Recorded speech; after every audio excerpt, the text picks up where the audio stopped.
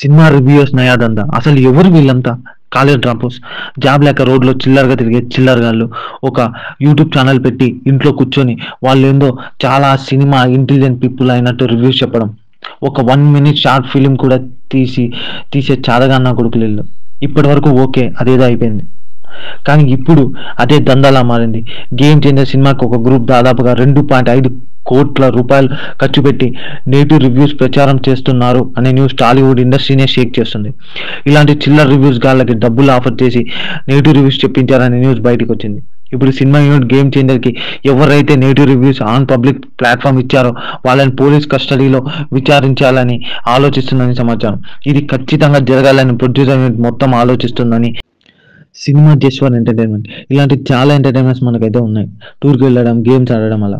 Cinema కూడా అంతే, అంతకు మించి ఏం లేదు. ఇప్పుడు నా ఫ్రెండ్ ఒకడు గోవాకి పోయాడు, లాస్ట్ వీక్ బాగా ఎంజాయ్ చేశాను రా అని చెప్పాడు. ఎవరు లేరు క్రౌడ్, నేను కొంచెం పీస్ఫుల్గా నాకు ఇష్టమైనవి చేసి వచ్చానని చెప్పాడు. అది వాడిష్టం, వాడు పోయాడు, వాడికి నచ్చినట్టు ఎంజాయ్ చేశాడు. ఇలానే సినిమా రివ్యూస్ అసలు సినిమా గురించి మొత్తం పోస్ట్ మార్టంలా చేసి పాయింట్ టు పాయింట్ ఎక్కడ బాగుంది ఎక్కడ బాగాలేదని మైన్యూట్ డీటెయిల్స్ కూడా ఫస్ట్ రోజు రిలీజ్ అయినప్పుడే చెప్పేస్తున్నారు. దీనివల్ల సినిమా మీద ఉన్న క్యూరియాసిటీ జనాల్లో పడిపోతుంది. మీకు అంతగా పబ్లిక్ ప్లాట్ఫామ్లో సినిమా గురించి గొప్పగా చెప్పాలి అంటే ఒక సినిమా తీయి నువ్వు. నీ దగ్గర అవకాశం లేక ఇట్లా రివ్యూస్ చెప్పుకుంటూ బతుకుతున్నా అని చెప్పావు. కానీ ఇప్పుడు నీ దగ్గర డబ్బులు ఉన్నాయి, రివ్యూస్ చెప్పినప్పుడు వచ్చిన డబ్బులు ఉన్నాయి, అన్నీ వచ్చాయి కదా, ఫేమ్ కూడా వచ్చింది. ఇప్పుడు తీ సినిమా నువ్వు.